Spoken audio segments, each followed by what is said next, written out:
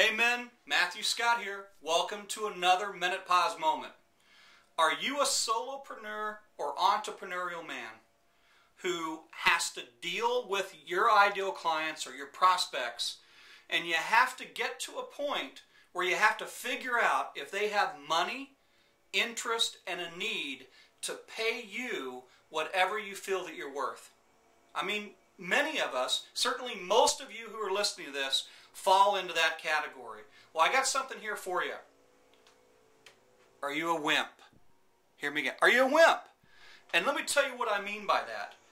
It is tough sometimes to go through the process and feel that pucker factor, and you're in a selling situation, and you're nervous, and whenever you're nervous, the desire or the absolute need, the burning need, comes through, and you sound like a slicky boy.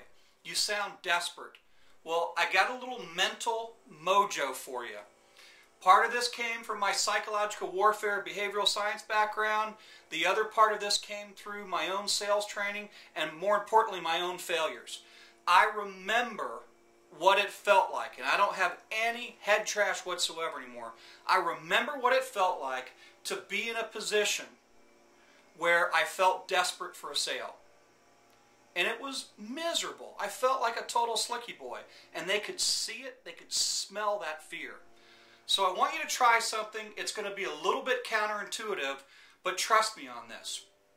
I want you to resolve, if you have to talk with a person to sell something or to sell a product or a service, I want you to accept. You got three choices here. Number one, accept yes.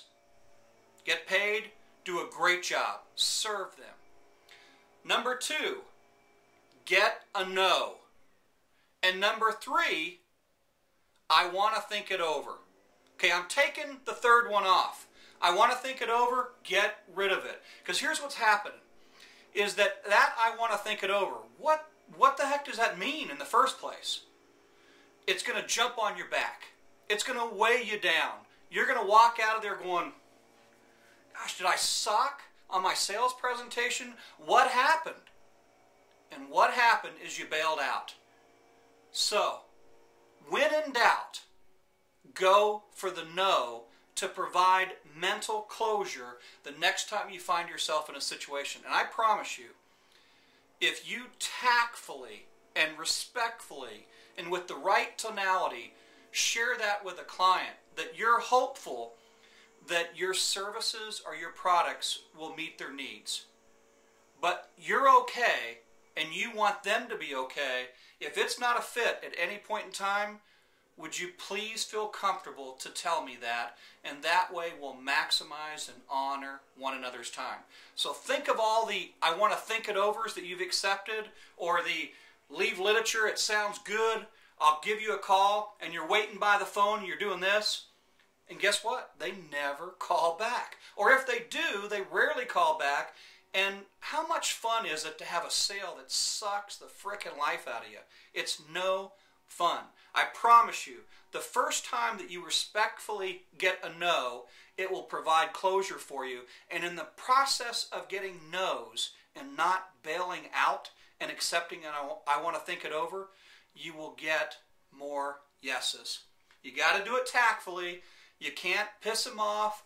You've got to be very, very tactful, but you can say anything you want as long as you say it with the right tonality. So, are you tired of having that monkey on your back and you're wanting to get some no's? Trust me on this one, guys. Get a no.